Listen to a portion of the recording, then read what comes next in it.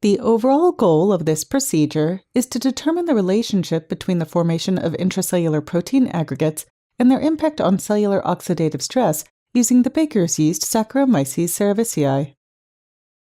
This method can help answer key questions in the field of protein misfolding and aggregation diseases, such as neurodegenerative disorders and non-neuropathic amyloidosis. The main advantage of this technique is that it's simple, fast, and allows quantification of the cellular oxidative stress damage in a large yeast population. With this method, we can provide insight into the correlation between intracellular soluble or aggregated state of an amyloidogenic protein with oxidative stress levels in yeast. In addition, it can also be applied to other model organisms expressing recombinant proteins. Demonstrating the flow cytometry analysis will be Manuela Costa, a technician from the flow cytometry facility at the UAB. In this study, the intracellular aggregation state of different A-beta-42 peptide variants is tracked using S. cerevisiae transformed with a plasmid encoding for A-beta-42 fused to GFP under the control of a galactose-inducible promoter. Pick one colony of the transformed yeast cells and inoculate into 20 milliliters of Sc-uromedium containing 2% glucose. Grow the culture at 30 degrees Celsius under agitation overnight.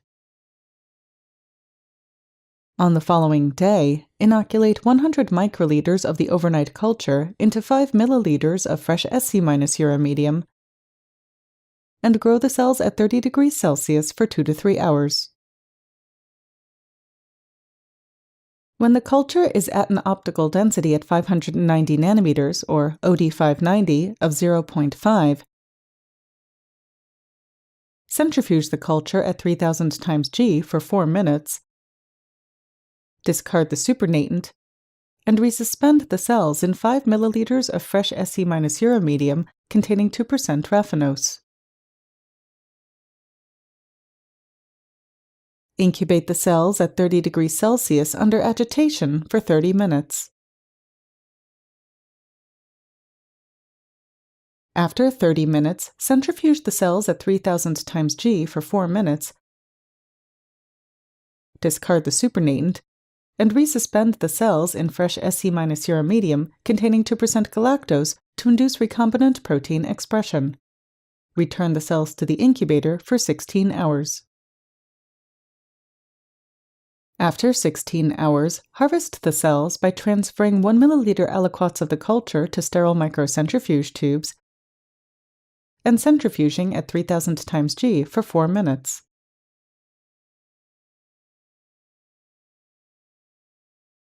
Begin this procedure by determining the OD590 of the 16-hour induced yeast cells. Then dilute the cells in sterile PBS to an OD590 of 0.1. Transfer the expressing cell suspensions to appropriately labeled round-bottom polystyrene tubes and protect them from light. Prepare non-induced cells as a negative control for the flow cytometry analysis. Add the oxidative stress probe to each sample at a final concentration of 5 micromolar. Cover the samples with aluminum foil and incubate at 30 degrees Celsius for 30 minutes. When the incubation is done, spin down the cells, remove the supernatant, and resuspend the cell pellets in PBS.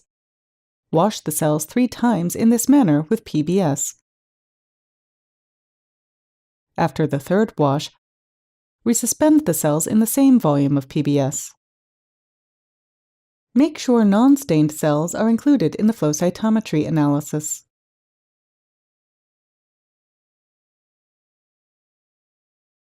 Using the appropriate lasers and filters, perform the flow cytometry analysis to detect GFP and the fluorescent signal of the oxidative stress probe. Start by clicking on the Open New Worksheet panel and give the experiment a name.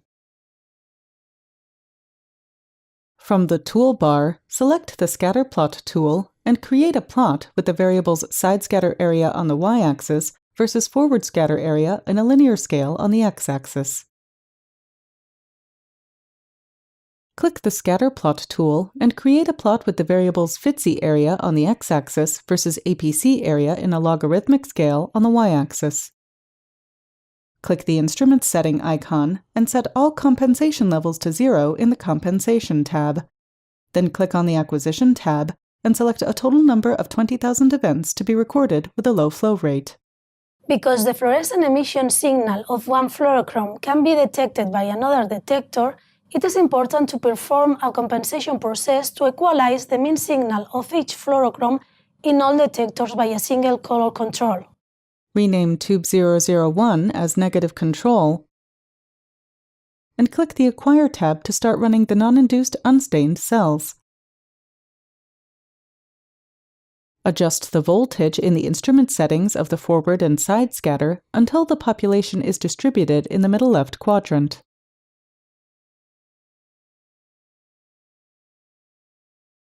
Click on the polygon icon to set a region R1 around the cell population excluding cell debris, and use this gated population P1 equals R1 for all fluorescent dot plots and histogram representations.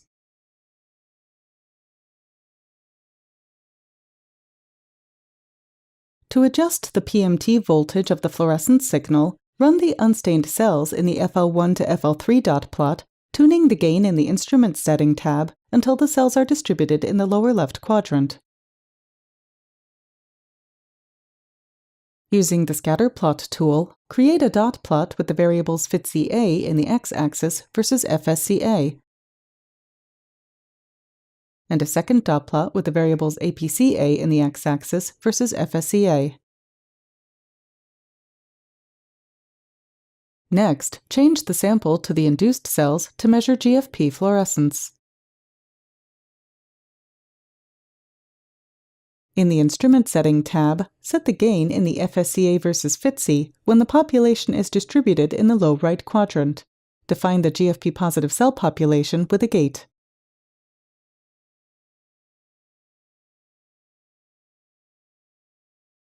Change the sample to the non-induced stained cells. Display oxidative stress by the fluorescence on an FSCA versus APCA dot plot. Tune the gain until the cell population is distributed in the left upper quadrant. Gate the positive cell population in P3.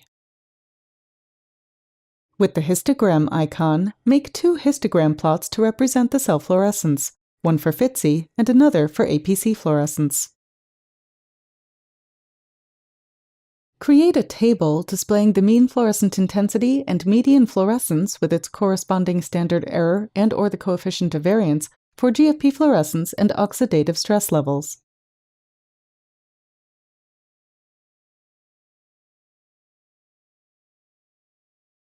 Click the Compensation tab and set all compensation levels to 0.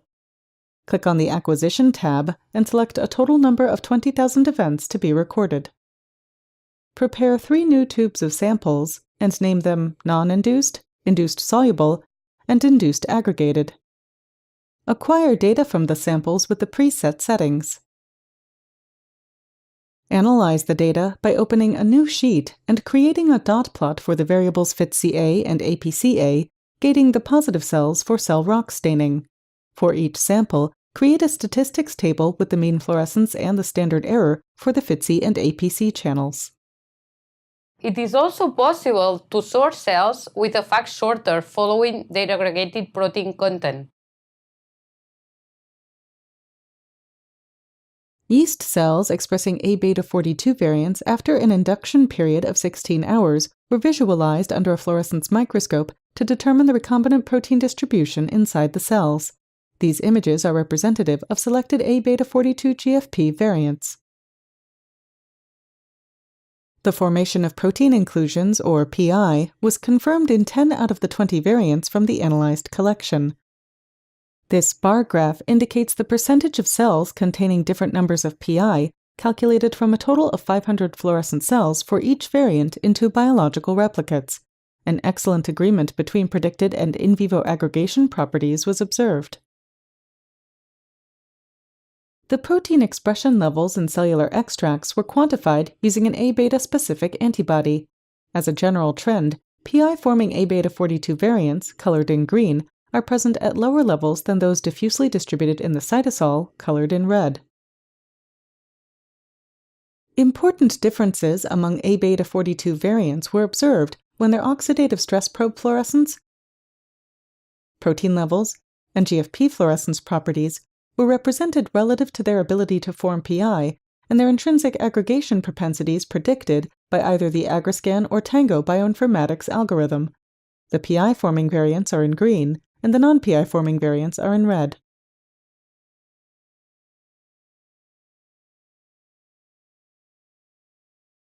Following this procedure, other methods such as propidium iodide or annexin 5 staining can be also performed to answer additional questions like determining the impact of an intracellular expressed protein variant on cell apoptosis or cytotoxicity.